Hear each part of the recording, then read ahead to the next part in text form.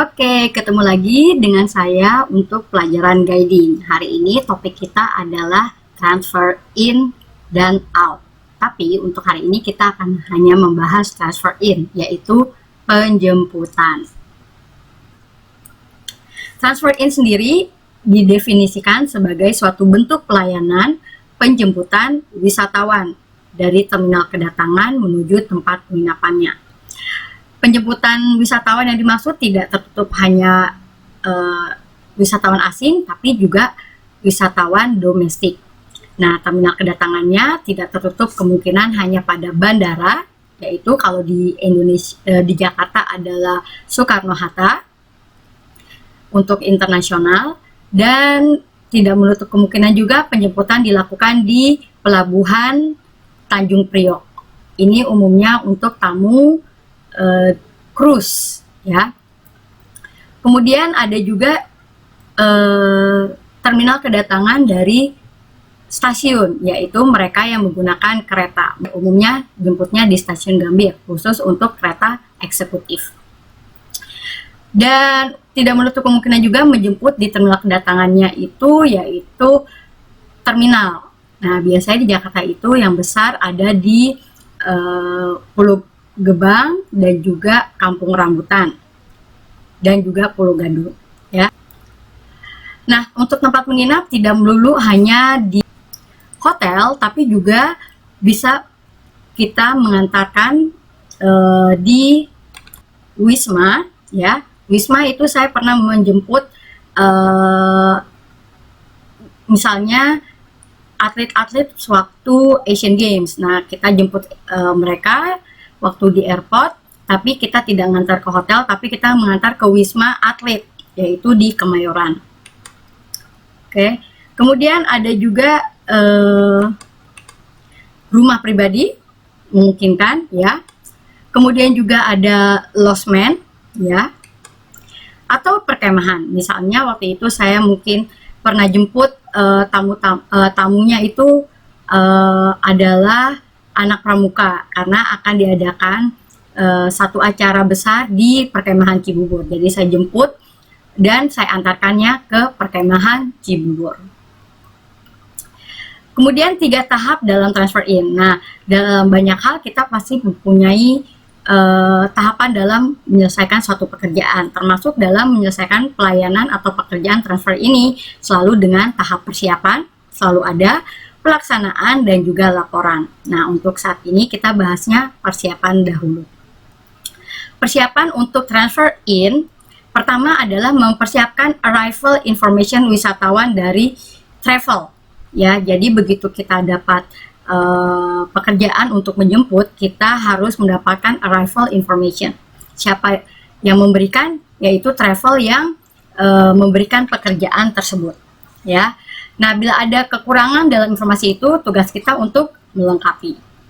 Apa saja arrival information itu? Yaitu satu, misalnya kita akan menjemput di mana, apakah dia akan naik pesawat, apakah mereka naik kereta. Nah, bisa jemput di airport, stasiun kereta, pelabuhan. Nah, kalau airport di terminal mana? Gitu. Terminal 1, 2, 3, kemudian gate yang mana kita harus cari tahu. Untuk waktu kedatangan, nah, kita harus tahu hari, tanggal, dan jam kedatangan. Nah, hari ini kita jangan tahu cuma hari Selasa, tapi nggak tahu tanggalnya. Jadi, pastikan 3 hal ini kita tahu. Jam kedatangan juga penting, ya. Kemudian, nama airlines atau nama transport. Apakah kalau dia naik pesawat, apakah mereka naik Garuda, Malaysia Airlines, SQ, dan lain-lain. Atau kalau mereka naik kereta, apakah Bima, Agrobromo, dan lain-lain. Kedua, yaitu mempersiapkan logbook atau passenger list. Nah, itu kita bisa dapatkan dari travel agent, ya, biro perjalanan wisata yang memberikan pekerjaan kepada kita. Nah, ada apa aja yang ada di logbook ini, yaitu jumlah peserta. Apakah dia 20 orang, 30 orang, atau hanya 10, hanya 5, ya. Pas mereka datang, kita jadi bisa checklist siapa yang datang, siapa yang tidak, siapa yang menyusul, dan lain-lain. Perubahan kita catat di logbook ini. Kemudian nama grup ini apakah grup menggunakan nama travel, ataukah menamakan organisasi, perusahaan, atau nama tour leader. Bisa memungkinkan dari semua itu. Daftar nama peserta. Bila pesertanya ada 30, apakah informasi yang kita dapat itu nama-namanya itu memang 30 orang, ya. Nah, harus jelas mana yang Mister, mana yang Mrs, karena itu nanti akan berkenaan dengan pengaturan kamar di hotel.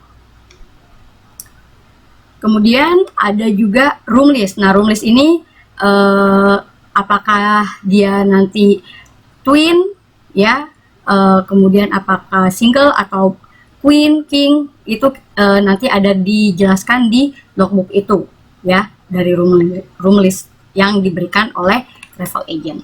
Jenis service, apakah makan mereka full board, jadi pagi, siang, malam dapat, ataukah hanya makan pagi saja atau makan siang. Nah, itu dicantumkan di logbook. Jenis meals, apakah mereka akan makan yang halal, no pork, atau hanya ada yang vegan, atau mereka hanya makan tidak boleh makan yang pedas. Apakah mereka harus makan Indonesia semua, karena itu adalah kesempatan mereka untuk mencicipi sesuatu hal yang baru. Ya, saya pernah seperti itu, jadi dia hanya mau makanan Indonesia. Kalau mereka mau makanan yang mereka biasa temukan di negara dia, itu mereka harus mencari sendiri, dan kita bisa menginformasikan itu. Kemudian ketiga, masih dalam tahap persiapan transfer in, yaitu mempersiapkan teknik identifikasi agar customer mengenali kita di pintu keluar tamu. Nah, pastinya guide tidak tahu tamu yang mana, dan tamu juga nggak tahu guide-nya yang mana. Jarang sekali kita diperlengkapi dengan foto tamu, begitu juga sebaliknya. Jadi, kita perlu ada teknik identifikasi supaya kita dapat dikenali. Pertama, yang kita bisa gunakan adalah nameplate, atau sering kita katakan dengan paging, ya. Nah, wujudnya seperti ini. Ya, ini bisa karton, bisa kertas, dan ukurannya A4, dan kita pegang. Nah, di mana kita menunjukkan paging ini biasanya di gate keluar terminal kedatangan tamu tersebut sesuai dengan nomor penerbangan, ya. Kemudian di paging board ini ada nama travel, ya, bebas. Tapi saya di sini menggunakan ada nama travel, ada nama rombongan. Nah, di sini ada hashtag 3, berarti dia itu seri. Jadi travel agent ini mengirimkan rombongan beberapa kali ke Indonesia. Nah, ini adalah rombongan ketiga. Nah, national tour itu mungkin nggak ada di Indonesia, tapi ada di negara sana. Kebetulan saya bawa tamu Prancis. National tour adalah travel di Prancis yang mengirim wisatawan ke Indonesia. Jadi tamunya hanya tahu kalau dia pakainya national tour. Walaupun kita di sini tidak menggunakan, kita tidak bekerja untuk national tour langsung, tapi kita bekerja untuk travel agent di Jakarta.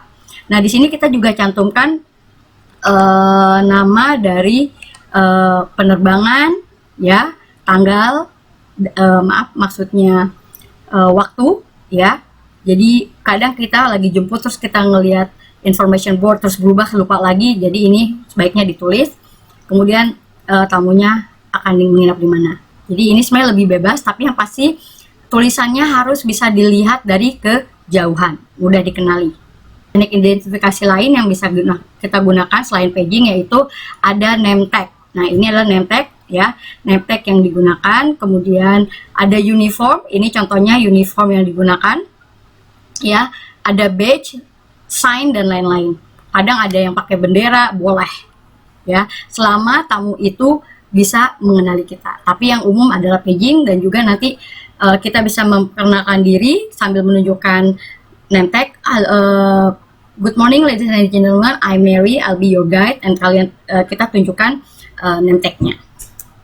Ya, lain hal lagi yaitu di sini ada handphone, nomor si pramuwisata diberikan ke klien atau TL. Ya, mereka memang mungkin sudah dikasih nomor telepon kita yang akan menjemput, atau kadang kita juga punya nomor mereka. Tapi kan kalau mereka yang internasional agak sulit untuk saling berkomunikasi karena terbentur oleh jaringan ya, dan mungkin SIM card mereka belum support di Indonesia atau bagaimana, harus mereka sudah registrasikan di negara mereka. Tapi kalau tamunya domestik tidak menjadi masalah, bisa janjian ya.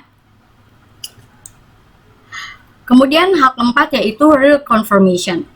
Kita tahu kalau konfirmasi itu adalah sesuatu yang sudah ada, kita konfirmasi, oke, jadi gitu ya. Nah, kalau reconfirmation ini adalah sesuatu yang sudah pasti tapi kita pastikan lagi. Jadi travel sudah memberitahu kalau nanti tamunya akan dijemput dengan bis ini, drivernya ini, kemudian akan menginap di hotel A dan makannya nanti di restoran C dan lain-lain. Nah, itu tugas kita juga untuk konfirmasi kembali kepada pihak hotel, pihak bus, dan juga restoran ya, supaya memastikan reservasinya masih ada, masih fix. Nah, apa aja yang perlu kalian catat di sini adalah nomor telepon perusahaan bus, nomor telepon baggage transportation, bila memungkinkan nomor kendaraannya, nomor kendaraan biasanya perlu karena mungkin busnya itu dipakai oleh beberapa rombongan, jadi supaya tidak salah naik gitu ya. Kemudian nama driver, tempat dan cara bertemu di terminal kedatangan. Nah, kita pastikan kita telepon drivernya, Bapak, kita akan jemput nomor penerbangan ini, dia landingnya di terminal 2. Duanya yang internasional karena ada 2 domestik ya. Nah, di sini ada nomor telepon baggage transportation. Maksudnya di sini adalah transportasi khusus mengangkat bagasi dari tamu. Kita taunya kan tamu dijemput di bis. Nah, kalau misalnya kita punya tamu atau rombongan itu misalnya mau bikin artis-artis yang akan konser di Indonesia. Nah, artisnya itu pasti perangkatnya banyak. Ada drum, keyboard, dan lain-lain. Dan nggak mungkin semua perlengkapannya itu masuk ke dalam mobil yang dinaiki oleh si artis gitu ya. Nah, nanti barang-barangnya berarti masuk ke bis yang ke mobil yang berbeda ya, seperti itu. Dan nggak harus artis, bisa siapa aja ya, yang mungkin bagasinya itu tidak muat di tempat di bisnya, atau di kendaraan yang akan dinaiki oleh si tamu. Atau mungkin tamunya mau kemana dulu, terus barangnya harus berada di hotel. Nah, seperti itu. Kemudian tapi walaupun kita mungkin sama tamunya, tapi kita harus catat nomor kendaraannya, nama driver, dan lain-lain. Nah, untuk tempat dan cara bertemunya itu tadi seperti saya bilang harus sudah kontak-kontakan. Nah, bersama staff travel melaksanakan reconfirmation kepada supplier yang dirasa perlu. Yang tadi itu disebutnya supplier, atau kadang disebut juga dengan vendor, supplier. Airline, hotel, bus, baggage transportation, restoran, itu disebutnya supplier. Kemudian mempersiapkan operation cost dari travel agent. Seorang guide akan mendapatkan namanya operation cost atau biaya untuk tour. Apa saja biayanya itu yang muncul biasanya di sini. Kebetulan saya punya packnya waktu itu 2 hanya untuk suami istri. Kemudian di sini hari pertama mereka tiba di Jakarta, hari kedua mereka ada kunjungan untuk Jakarta Historical Tour, dan sini ada makan siang. Nah, kemudian ada evening tour di Ancol dan kunjungan Kota Tua.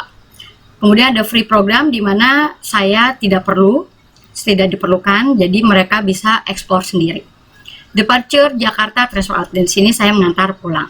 Nah, di sini biasanya akan ada kesesuaian ya antara program dengan anggaran ya. Jadi pastikan semuanya ini